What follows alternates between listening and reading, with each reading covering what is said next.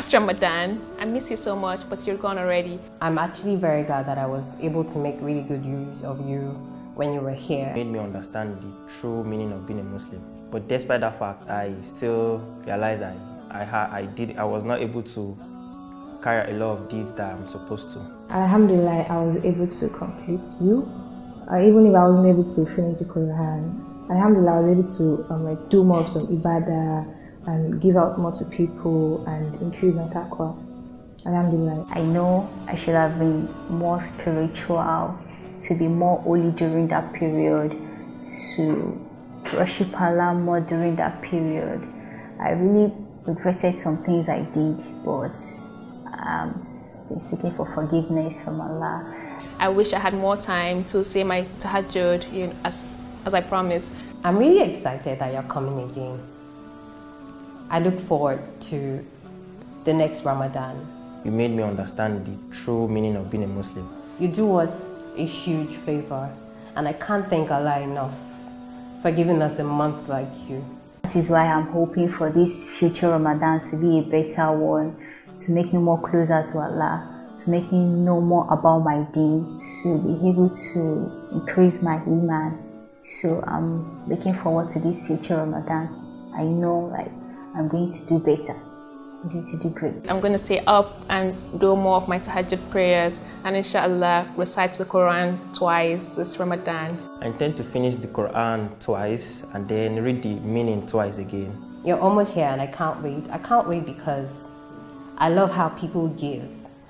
I love how people are just good for no reason when you're here. I love the way people seem to be more alive when you're here. I love the way people realize that they are actually here to strive for the reward and pleasure of their Lord when you're here. And I can't wait to have that back.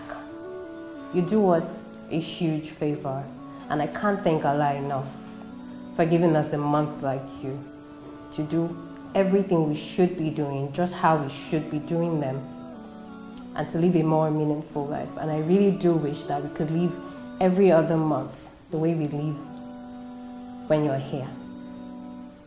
I look forward to having you around again.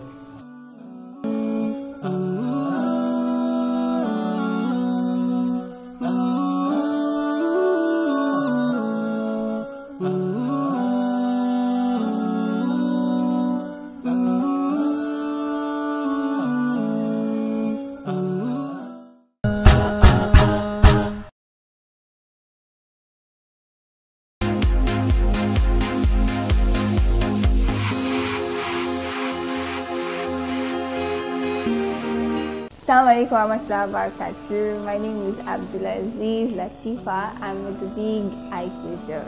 So what's the first thing you do in Salah? What's the first thing I do in Salah? Like the beginning, ouch. Try to fight hard. What's the last line of the Adhan? What's the last line? Of the Adhan? Allahu Akbar. La ilaha illallah. Okay, do you say Subhanallah when you Yeah, I do. What year did Habibi first release? Have you Wow, 2014. What does mashallah mean? Mashallah. Should I say very good? Like, no. I don't know. How do you say every word in Arabic? Thank you. Jazakumullahu khairan. You're welcome. Wa yakum. Spell your name back for me. Hafeeal. What's your favorite surah? Suratul Rahman. Why? Because it says, the part where it says, which of Allah's favors shall we deny? Have you ever watched your Udu in Salah? Yeah, of course. Do you have a bad habit? Yeah. Cleaning my ear every day. Every day. Can you introduce yourself in Arabic? Assalamu alaikum warahmatullahi wabarakatuh. Ismi Abdulaziz Latifa. Yes, that's all. Please, go now. Mention three states in Nigeria that start with E. Abia, Adamawa, Akwa Ibom. What surah must you say in every rakah? Suratul Fatiha. Do you have any secret talent?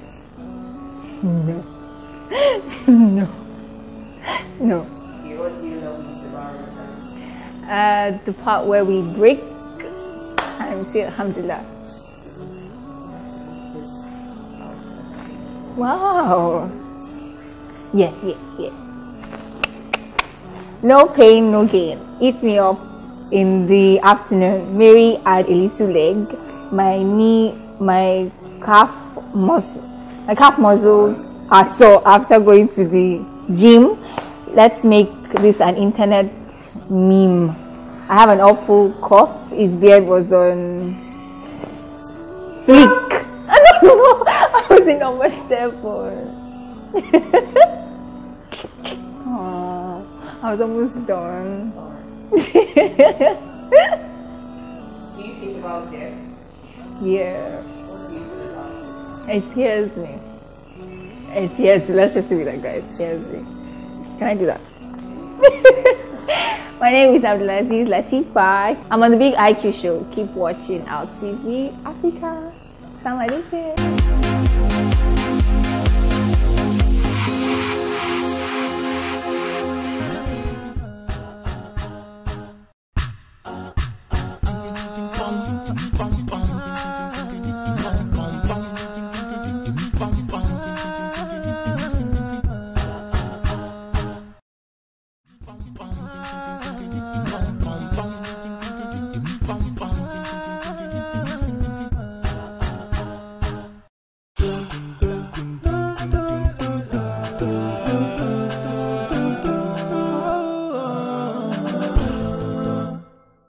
Assalamu alaikum wa rahmatullahi wa barakatuhu.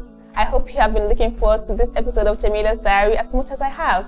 And I really can't wait to share this recipe with you guys. So as usual, get your pen and paper ready.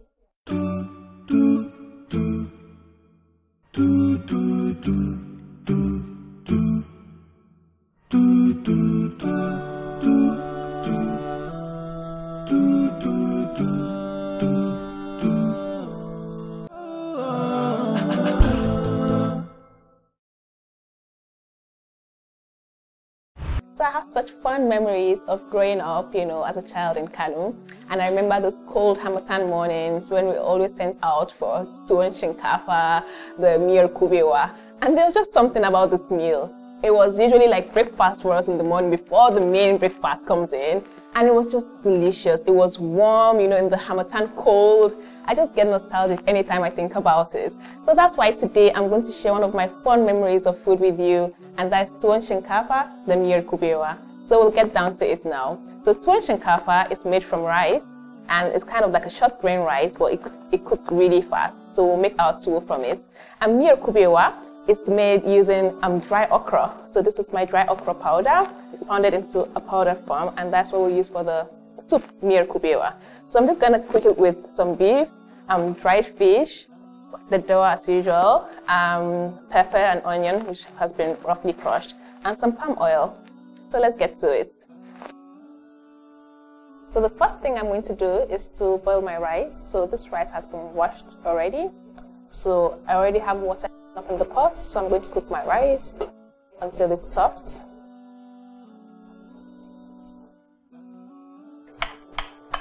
So while this cooks, I'll go ahead and make my miyar kubewa.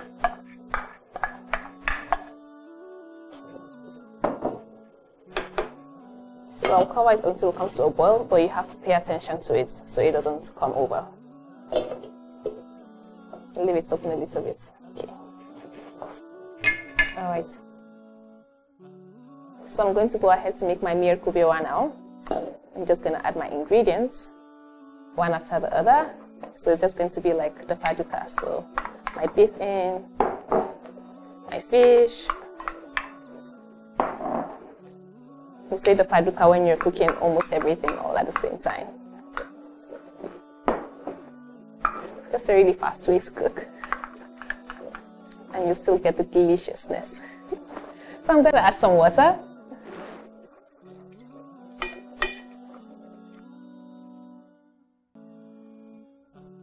My Maggi, of course. Just crumble it in.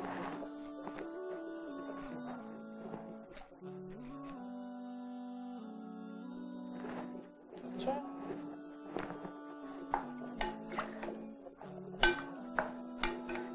So I'll put the lid on, let it come to a boil, and then I add my palm oil and my kubewa. Okay, so let's check on this now. This is what I'm talking about. You always have to pay attention so it doesn't boil over. I think I'll just take the lid off. Safer that way. Okay, so I think it's about time that I add my palm oil.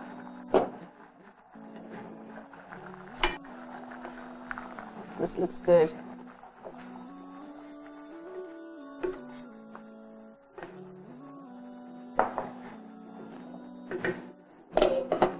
My rice is almost done now. So soon I'll be tuka in my tool.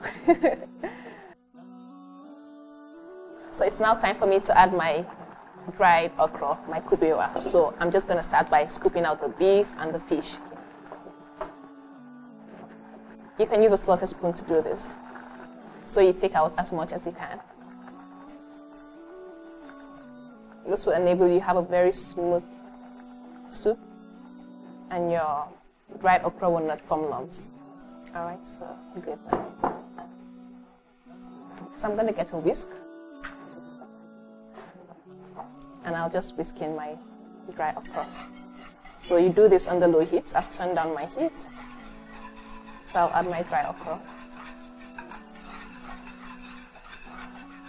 So you can add as much or as little as you want. So. Okay. So this is just fine. It's smooth without any lumps. So now I'm going to turn back my meat and fish back into the pot.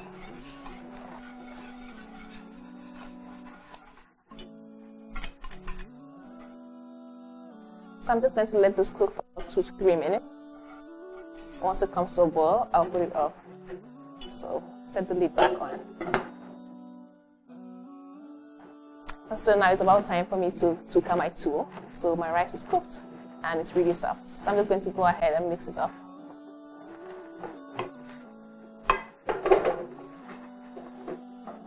So when we come back, my tuwo and miya will be ready.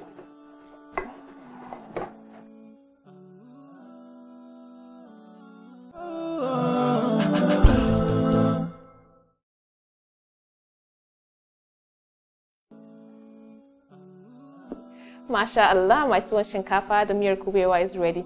This is a very healthy and filling meal that you can have for either iftar or sahur. Remember, if you have leftovers from iftar, you can have it as the mame for sahur. Okra is very nutritious. It contains vitamin B, vitamin C, folic acid, is rich in fiber, and can help balance out your blood sugar.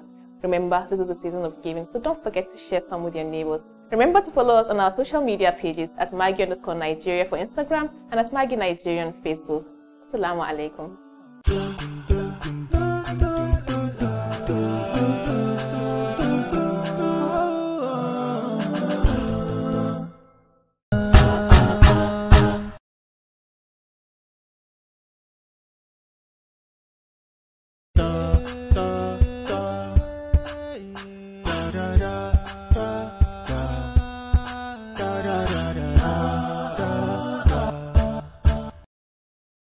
Alhamdulillahi Rabbil Alameen, wassalatu wassalamu ala rasulihil kareem, Muhammadin al-Amin wa ala alihi wa sahbihi ajma'in, amma ba'd. Brothers and sisters in Islam, welcome to yet another edition of your program talking about lessons from the Seerah, from the life of the noble Prophet Muhammad sallallahu alaihi wasallam, the last and beloved Prophet of Islam. We take lessons from his life and learn from them. And today we're going to be talking about an important lesson on trustworthiness, truthfulness, and honesty. The Holy Prophet Muhammad sallallahu alaihi wasallam, even before he became a prophet at the age of 40, right from his childhood, when he was growing up, he was known to be a trustworthy and truthful and honest man.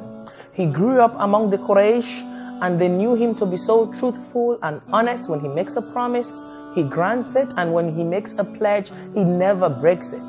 To the extent they started naming him As-Sadiq al-Amin, the truthful and the trustworthy. So he became nicknamed for that name for his virtues of telling the truth, always being honest, and being trustworthy. And one of the accounts that show this in the time of the Prophet Muhammad ﷺ was that the Quraysh had a plan to place the black stone in Kaaba. And the tribes fought on who will take the honor of that, taking the black stone and placing it in the Kaaba, and where to place it. So they had argument for several days, and one of the days they were like, okay, let's hold on. We all agree whoever comes in next to the Kaaba first is going to be the one to make a decision. And behold, the Prophet Muhammad was the one walked in. And when he walked in, they were happy. They were like, yes, he's someone we trust and someone we know. Al-Amin has arrived. And then they told him the complaint and asked him to take a decision. And because he was so wise, and with the trust they put on him, he asked them to place the black stone on a cloth and ask each of the 4 tribes to hold each of the edge of the cloth and place the black stone together. So they all take the honor, and that resolved the problem. And also, he was known to be so trustworthy. In the trade, he went with his uncle. His uncle Abu Talib would take him on his trade and put him in charge of his dealings. Because of his honesty and trustworthiness, he made lots of profit. He became famous in good trade. And this attracted the attention of Khadija bint Khuwaylid, his first wife. Khadija bint Khuwaylid was so much happy with the Prophet when he heard about his honesty. And she dedicated all her business to the Prophet Muhammad to handle. He went for trade for her, and he came back with lots and lots of profit that no one has ever given her before. This moved her the more, and she proposed to the Prophet Muhammad ﷺ. Despite the Prophet was 25 years of age, and she was about 40 years of age. And the Prophet ﷺ accepted her proposal, and they got married, and they had 6 children together with Khadija alayhi salatu wasalam. And then it was after the passing away of Khadija that the Prophet ﷺ took another wife. And the Prophet ﷺ, in his letter to the people of Rome, he wrote to the king of Rome, the Qaisar, and told him, the Qaisar of Rome, to accept Islam. And the Qaisar of Rome asked about him. Who is this man calling me to accept Islam? And Abu Sufyan was there for a trade and told the Qaisar. So he wrote a letter to the king of Rome, Qaisar, inviting him to the deen of Islam. And Qaisar decided to ask and inquire about this man. He wanted to know who this man was. So Abu Sufyan was in Rome for some time, and he called Abu Sufyan. I got a letter from someone from your tribe asking me to accept Islam. Can you tell me about him? Has he ever lied? Is he known to be a liar? Abu Sufyan said no. Is he known to break his promises? Abu Sufyan said no. He asked several questions, and all he got from Abu Sufyan, who was not even a Muslim then, he got good answers about this man. And then he said, if this man cannot lie to people, then he's most likely not going to lie against his creator.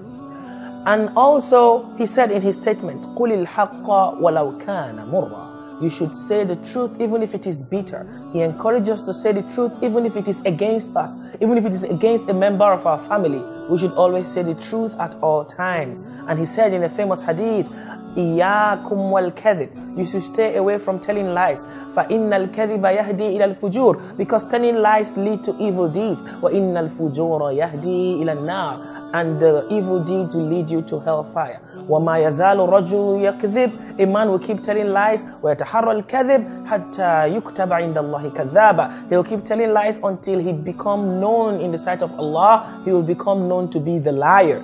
And عَلَيْكُمْ بِالصِّدْقِ. You should always tell the truth. فَإِنَّ الصِّدْقَ يَهْدِي إِلَى الْبِرِّ. Because telling the truth will lead to obedience. وَإِنَّ الْبِرَّ يَهْدِي إِلَى الْجَنَّةِ. And obedience leads to paradise. وَمَا يَزَالُ الرَّجُلُ يَصْدُقُ. And a man will keep telling the truth. وَيَتَحَرَّ الصِّدْقَ. And continue to tell the truth. حَتَّى يُكْتَبَ عِنْدَ اللَّهِ صِدِّيقًا. Until he is known in the sight of Allah to be the truthful one. May Allah make us among the truthful ones, the trustworthy ones, the honest ones, like the Prophet Muhammad and his companions Abu Bakr as-Siddiq and Umar al-Faruq, who learned from him to be truthful, to be honest in the sight of Allah subhanahu wa ta'ala. And always remember, your truthfulness, your honesty, your trustworthiness, not for people to see you. It's made for Allah subhanahu wa ta'ala, sincerely for Allah's sake alone. Brothers and sisters, I hope you've learned from today's lesson for us to be trustworthy, truthful, and honest at all times in our transactions, in our school, during exams, when dealing with people, when in businesses, in marketplaces, anywhere we find ourselves. Muslims should stand out with honesty. Thank you very much for joining us again, and I hope to see you again in our next edition. Assalamu alaikum wa rahmatullahi wa barakatuh.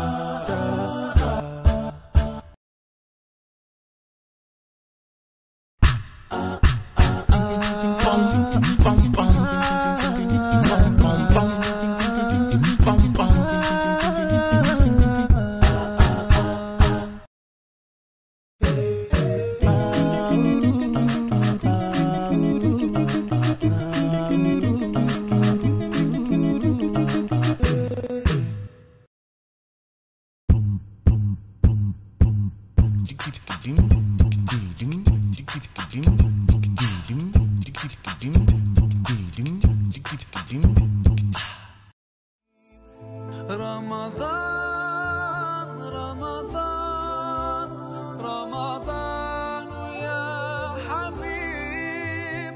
Ramadan, Ramadan, ليتك دوما